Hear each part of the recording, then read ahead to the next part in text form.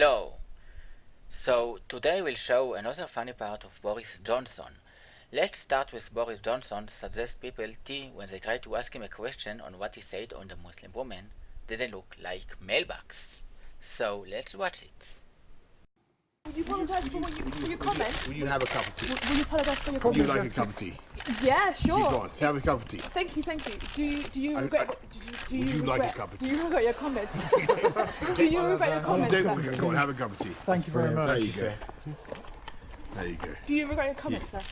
I want you to have a cup of tea. If I have a cup of tea, will you answer my question? No, I'm here solely on a humanitarian mission because you've been here all day and you've been incredibly patient and I feel very sorry for you because I have nothing to say about this matter except offer you some tea. Okay. Okay? Go on. Okay, thank you. Thank you so much. Go on. No! Don't take the tea and do not thank him for it, because think about what just happened there. He referred to Muslim women as letterboxes, and in the space of 30 seconds, he had them laughing along with him. He was in trouble, he put on full Brit face, and those journalists fucking fell for it. And for the record, I can say Brit face. You can't. I can definitely say it. We can say it together, you can't say it at all. That's the rule. But unfortunately, Boris, the Prime Minister, may have just hit the limits of where that charm can take him.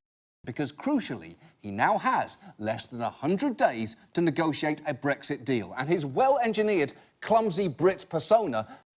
So, in the previous part, we've seen how John Oliver laughed at British people.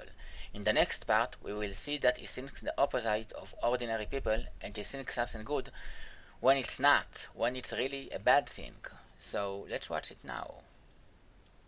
...does not necessarily travel well. We saw that during his time as Foreign Secretary. In 2017, he was in Myanmar, where, for some reason, he kept muttering Rudyard Kipling's colonialist poem Mandalay to himself. Little bells, they say.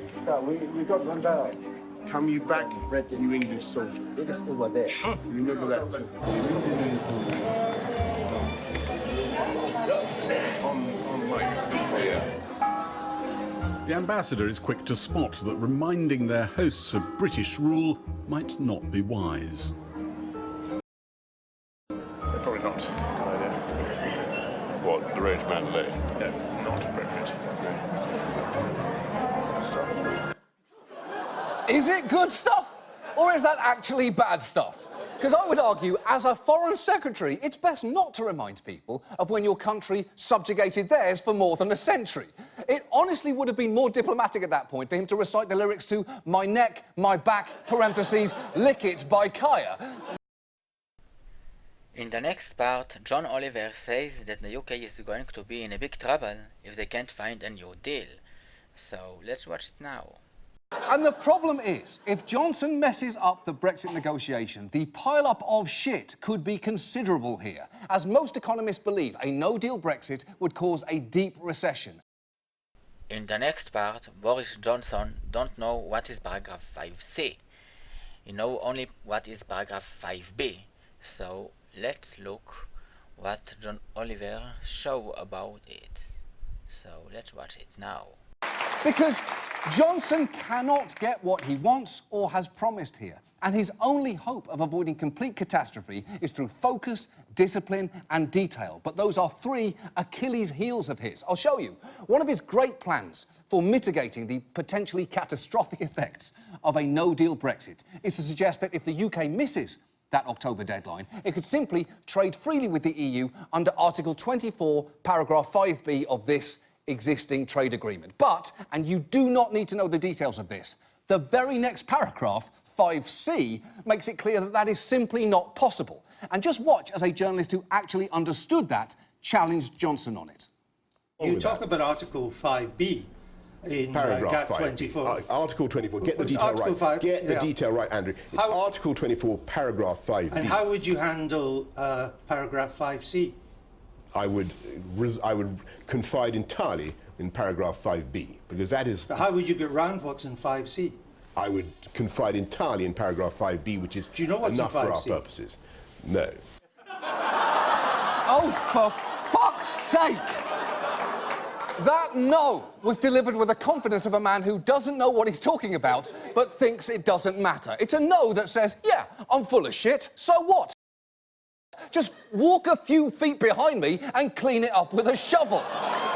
But that lack of attention to detail for a process that has the potential to impact millions of people is really alarming, and there is no reason for much hope here, because all of the skills that has helped Johnson to become Prime Minister will not paper over all of the deficits that are going to make him terrible at that job. Johnson has now backed himself into a corner because Parliament has rejected the EU's deal. The EU says there is no better deal to be had. There is really no good way out of this, meaning that he's pretty much now stranded, and not the charming kind of stranded that means you've somehow won the Olympics. So now the UK have to find a new deal, and they don't have a lot of time to do it. For now, Boris Johnson said the following words. Let's watch it now. In the last couple of weeks, there's been a great deal of movement from the EU side. They do think that the UK is serious, as indeed we are, about doing a deal. They also understand the parameters of what needs to be done. The current withdrawal agreement just doesn't work for the UK. It's been thrown out 3 times. It keeps us locked into EU law. It makes it impossible for us to run our own trade policy. It means basically that the UK could continue to be, as it were, bossed around by Brussels with no comeback, with no say. That can't work. That can't work for the UK. So we need to come out of that arrangement. They understand that, and we're working together now on serious ways in which we can change the current agreement, get out of that mistake, and do a deal. And that's what we're working on now. And just to look at what you announced in the last couple of days as far as Parliament goes, I mean, when you became Prime Minister, you talked about uniting the country. But now, you're talking about forcing through a no-deal Brexit, something that you know democratically elected Parliament does not agree with. You're being deliberately divisive, aren't you? We want to do a deal, and that's why we're working so hard with our friends and partners. That's why I've been talking to Angela Merkel and Emmanuel Macron and Jean-Claude Juncker in Brussels. Actually, I've talked over the last few days to lots of leaders around the EU, and everybody can see the rough shape of what needs to be done. Everybody has now got a fix in their heads about the kind of landing place we need to get to. It's going to take work. It's going to take a lot of energy for us to get there, to get rid of this old withdrawal agreement as I described it. And the best way to do that is if our friends and partners over the Channel don't think that Brexit can be somehow blocked by Parliament. The Parliament thinks it can block it. As long as they think in the EU that Parliament might try to block Brexit, or might even succeed in blocking Brexit, the less likely they are to give us the deal we want. So the weird thing is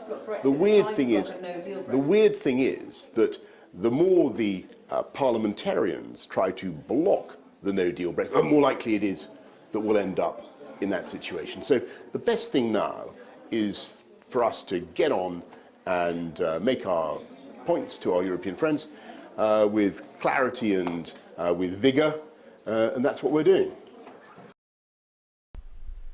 This is all for today. Please comment below what do you think on the Brexit, and subscribe to my channel and do likes for the video so more people can watch these things. Thanks all for watching, and see you in the next video.